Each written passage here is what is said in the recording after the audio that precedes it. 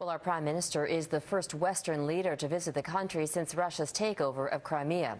His visit comes in advance of a meeting of the G7, where Harper is expected to urge other leaders to take a tougher stand against Vladimir Putin.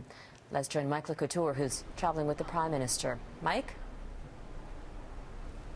Well, Robin, the Prime Minister spent just 6 hours in Kiev meeting with his Ukrainian counterpart. But while here, he reaffirmed Canada's support for the interim government, and he ratcheted up the rhetoric on Russia.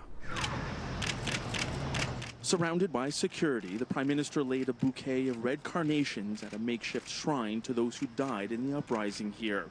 It was a solemn moment in a busy day spent talking about the next steps in the crisis.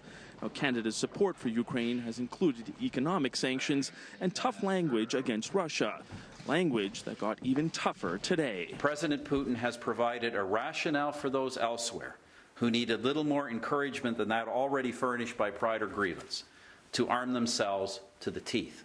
20 years ago, Ukraine gave up its nuclear weapons in exchange for a guarantee of its territorial integrity.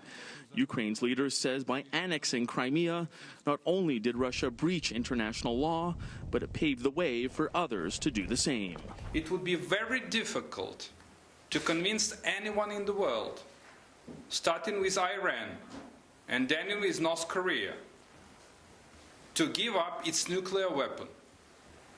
As for today, it's clear that there is no strong response on the actions that Russia had been undertaking for a certain period of time. Now, Harper's meeting with Artsini Yatsenyuk comes just days before the Canadian Prime Minister meets with the other leaders of the G7, where they'll discuss whether or not to kick Russia out and shrink the G8 to just 7 countries. I don't think it takes much imagination for you to figure out what my view on that is, but I will certainly listen to what our partners in the G7 have to say. Asked the same question about booting Russia from the G8, the Ukrainian Prime Minister was much more direct. It's time to build up a new global security system as quick as possible.